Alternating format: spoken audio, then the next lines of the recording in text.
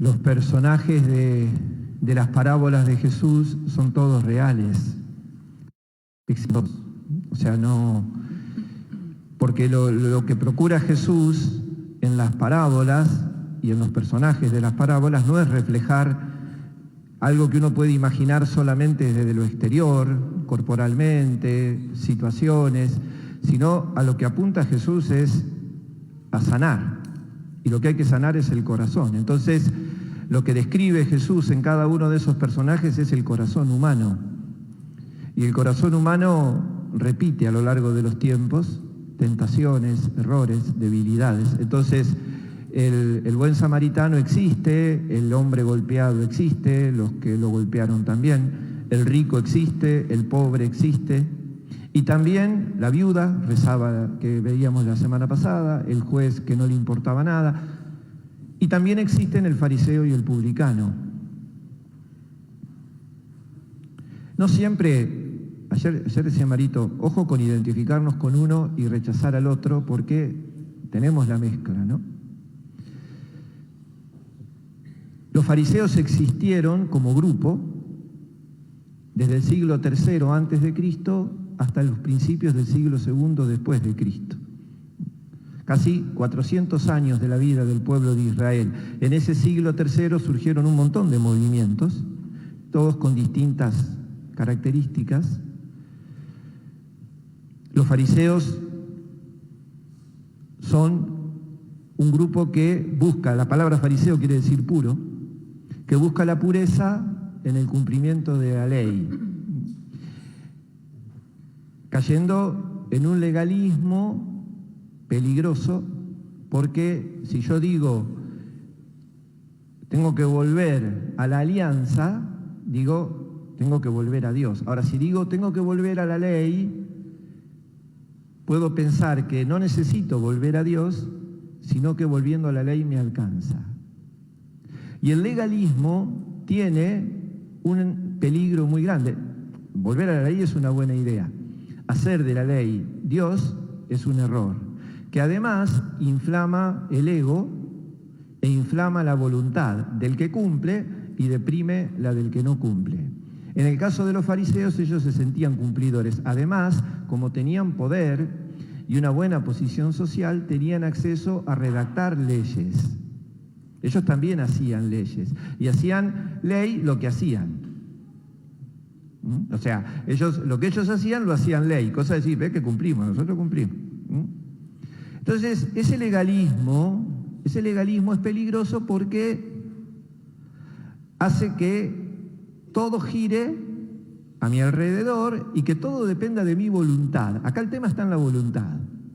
Entonces, Dios pasa a ser un ser, el más grande, el ser supremo, al cual le rezo, del cual recibo la vida, y que es tan bueno que está dispuesto a hacer todo lo que yo quiera. Entonces, Dios es un ser tan bueno que hace mi voluntad, cuando en realidad el proyecto de Dios es lo contrario, que nosotros hagamos la voluntad de Dios. Entonces creamos un Dios a nuestra imagen y semejanza, que también es al revés de lo que nos relata la palabra de Dios en el libro del Génesis. Eso quiere decir que ese Dios bonachón, buenísimo, hermoso, que describe la primera lectura, es el Dios verdadero. Pero yo me puedo confundir y puedo entrar en un voluntarismo. ¿Y qué es el voluntarismo? El voluntarismo es eso, es poner mi voluntad por sobre la de Dios. Entonces yo determino y decido, por ejemplo, en qué momento del día me voy a encontrar con Dios, y entonces le guardo a Dios en la agenda y le digo, mira, a tal hora del día yo voy a rezar.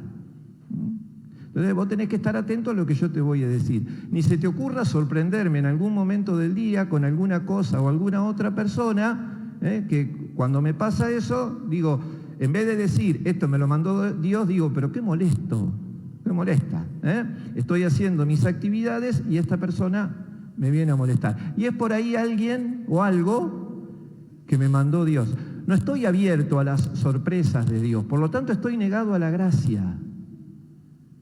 Dios me va a dar las cosas que yo le pida en el momento que yo le pida. Por ejemplo, si yo no estoy en condiciones de recibir, o creo no estar en condiciones de recibir lo que Dios me da, no lo recibo. Y eso es una forma de oponerse a la gracia. No es pecado, porque está llena de buena intención, pero te estás privando. Esta era la gran discusión de Jesús con los fariseos, pero esto es lo del fariseo. Gracias, Señor. ¿Por qué? Porque soy bueno. Gracias porque me hiciste tan bueno que pago los impuestos, hago esto, hago aquello, hago lo de más allá. Entonces, eso es el voluntarismo. Eso es peligroso. En el creyente, en nosotros, siempre está este peligro de creer que Dios está enteramente a nuestra disposición para hacer solamente lo que yo quiero y en el momento que yo quiero. Y el otro gran defecto del voluntarista que expresaban los fariseos, que creo que es un problema de todos y sinceramente solamente la gracia de Dios nos lo puede sanar, es el juicio.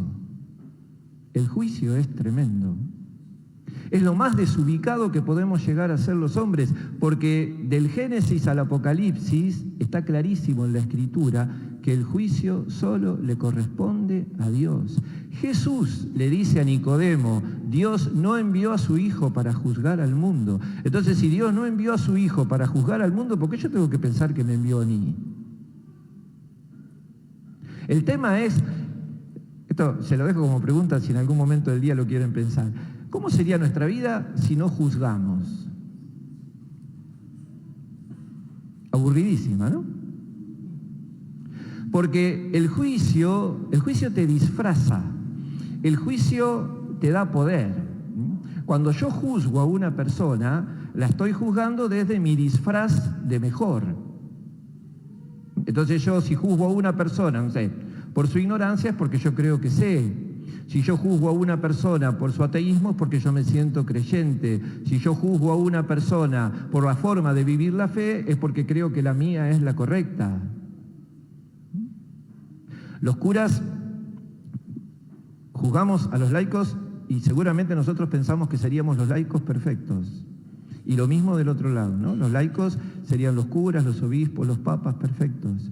Porque siempre el juicio te da ese poder y te pone ese disfraz. Yo soy esto y porque soy esto, estoy un escalón arriba tuyo y por eso te juzgo. Por eso Jesús, cuando hablaba con los fariseos enojado, les decía hipócritas. Porque el hipócrita es el que actúa de lo que no es. El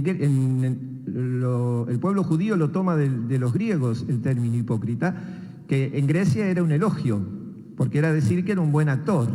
En el contexto de la Escritura, la hipocresía es, acá nadie tiene que actuar, acá uno tiene que ser ante Dios lo que es. Entonces, ¿por qué a los fariseos les molestaba tanto Jesús? Porque los desnudaba, les sacaba el disfraz. ¿Bien? El capítulo 23 de Mateo, ahí están, todos los disfraces que tenían puestos los fariseos y Jesús se los saca, los desnuda. ¿Y qué quiere decir que los desnuda? Que te deja ante Dios como sos. ¿Y qué sos? Humus, sos tierra, sos polvo, de ahí viene la palabra humildad. Ahora, ojo, que con esa tierra Dios puede hacer maravillas, dijo ella. Esto no quiere decir que ser humilde sea ser tonto y no hacer nada. Ser humilde es ponerme delante de Dios y decirle a Dios, bueno, acá estoy, soy esto, obrá, actuá. Quiero hacer tu voluntad, soy la esclava del Señor. En el corazón del voluntarista, las bienaventuranzas, el hacerse como niños, ser la esclava del Señor, no puede entrar de ninguna manera. Esto es cosa del humilde. Entonces, los enfrentamientos de Jesús con los fariseos pasa por esto. Sáquense el disfraz, no sean hipócritas, vuélvanse humildes delante de Dios. Por eso en la parábola el otro personaje, el publicano, los publicanos tenían una condena social, no legal, tenían una condena social. Las condenas sociales son peores que las legales. Las legales por ahí se pueden revertir, las sociales te ponen la etiqueta y perdiste. Además, hacían una cosa que a nosotros nos cuesta mucho entenderlas porque ya no pasan. Le sacaban la plata al pueblo para llevársela al imperio. Esto es lo que hacía el publicano. Entonces esto generaba un odio y un rechazo enorme. El publicano es consciente de eso, se pone en la presencia de Dios, pero ni siquiera, dice Jesús, se anima a levantar la cabeza. ¿Qué hace? Alguna vez un maestro de la vida espiritual de la iglesia decía algo muy lindo. Dice, el golpe del pecho tiene dos lecturas y las dos buenas. Una es como una especie de autocastigo, de conciencia de que estoy mal. La otra es acariciar la herida. Es decirle a Dios, me duele acá, me duele el corazón. Me duele el corazón del camino equivocado que tomé, me duele el corazón de mis pecados, me duele el corazón de mis errores. Sanalo, sanalo vos. Yo me acaricio, vos sanalo.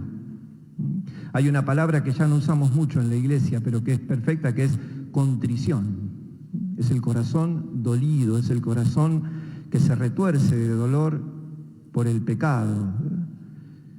Vos no querés sacrificios ni holocaustos, querés un corazón contrito, dice el autor del Salmo 51. Un corazón que se humilla ante Dios. Pero Dios, en vez de tomar eso como un rendimiento, lo toma como un crecimiento. Y entonces termina la parábola diciendo Jesús, el primero no volvió justificado. ¿De qué lo va a justificar Dios si no pidió perdón de nada? Al contrario, lo que hizo fue compararse con el otro. En cambio, el publicano volvió justificado. No dice Jesús, el publicano se convirtió, como si fuera un mérito de él. El publicano volvió justificado. El que actúa es Dios. Cuando yo me hago humus, cuando yo me hago tierra, Dios actúa. Y me perdona, y me sana, y me da vida. Lo decimos, en un rato vamos a venir a comulgar. Y antes de comulgar, ¿qué le decimos a Jesús? Yo no soy digno, pero vos decís una palabra y tu palabra me sana. Si no, sería imposible poder acercarnos a la Eucaristía. Síntesis, cortita. Pablo, carta a Timoteo, es el último escrito de Pablo. Pablo va a morir, se lo dice a Timoteo. Estoy a punto de ser derramado como una libación. Y entonces, desde su interior le dice, peleé el buen combate, concluí mi carrera, conservé la fe. ¡Qué maravilla! Peleé el buen combate. Gente, con todo respeto, la vida es un combate. La vida es una lucha constante. Cuando nosotros somos chiquitos y nos bautizan, la unción que nos hacen en el pecho nos libera del pecado original y nos prepara para el combate. Ignacio de Loyola, cuando funda la congregación de los jesuitas, le llama la Compañía de Jesús, pero compañía porque era una milicia. Es un combate, sin armas, por supuesto, pero es un combate. Estamos luchando permanentemente, eligiendo permanentemente entre el bien y el mal. Y eso compromete toda nuestra vida. Es el buen combate, es el buen combate. No es un combate para renegados, para enojados, para rencorosos, para tristones. Es un combate que uno lo lleva con alegría porque es un buen combate, pero es combate. Concluí mi carrera. Y lo más importante de todo, al final de la carrera y al final del combate, conservé la fe. ¿Y qué es la fe? La confianza en Dios. Por eso aún cuando estoy solo, cuando me han dejado solo, el Señor no me abandonó. Y el Señor me dio fuerza, y el Señor me ayudó a predicar su evangelio, y el Señor está conmigo. Entonces vos, en vez de escuchar el lamento de alguien que va a morir y está triste porque va a morir, escuchás el testimonio de alguien que está feliz por haber puesto toda su vida en las manos de Dios, por haber confiado en Dios, para que a pesar de su humildad y de sus debilidades, Dios lo hizo enorme, enorme, al servicio de los demás, porque fue el gran anunciador de Jesús, gran fundador de comunidades. Entonces, vamos a pedirle al Señor con esta misma confianza del humilde, del pobre que rezábamos en el Salmo. Vamos a contagiarnos de María, vamos a recrear en nosotros ese espíritu de las bienaventuranzas, del Dios que hace todo y que nos tiene como instrumentos de su amor y de su misericordia a pesar de lo que somos, a pesar de nuestra pequeñez, a pesar de nuestra debilidad. Pidámosle al Señor la gracia de la humildad. San Vicente a sus discípulos, lo único que quiero es que sean humildes, le decía San Vicente. Él les tiraba ideas, bueno, dice, de todas las cosas que les digo, hay una conferencia, de todas las cosas que les digo, la que más me importa es que sean humildes.